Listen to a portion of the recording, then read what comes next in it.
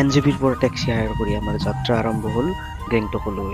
ৰাস্তাৰ ইমান ধুনীয়া মনোমোহা দৃশ্যবোৰ চাই চাই আমি গেংটকলৈ ৰাওনা হ'লোঁ। গেংটক পায়ে আমি এটা ৰুম ল'লোঁ। ৰুমৰ পৰা ফ্ৰেছ হৈ এম জি মাৰ্গলৈ ওলাই আহিলোঁ। এম জি মাৰ্গলৈ ওলাই আহি দেখিলোঁ মানে এনেকুৱা বেয়া অৱস্থা, মানে ছিকিমৰ মানুহে আচৰিত হৈছে। গৈয়ে আমি প্ৰথম কি কিনিব লগা হ'ল চাওকচোন, ছাতি কিনিব লগা হ'ল। গোটেই ৰাস্তাবোৰ তিতি আছে এম জি মাৰ্গৰ পানীৰে। চাওকচোন কিমান বৰষুণ দিছে। ইয়াত ছিকিমৰ মানুহক সুধিছোঁ, ছিকিমৰ মানুহে আচৰিত হৈছে। ইমান বৰষুণ এইটো সময়ত, ফেব্ৰুৱাৰী মাহত ইমান বৰষুণ নিদিয়ে, কিন্তু হঠাৎ এনেকুৱা বৰষুণ তাত। চাওক কেনেকুৱা ৰাস্তাবিলাক কেনেকুৱা তিতি গৈছে বৰষুণতে। এনেকৈ ছাতি লৈ ঘূৰি অৱশেষত আমি এখন হোটেলত সোমালো। কিবা এটা খাই ললো। ৰাতিৰ আহাৰ আমি গ্ৰহণ কৰিলো হোটেলত। তাৰ পৰা ৰুমত ডাইৰেক্ট গলো।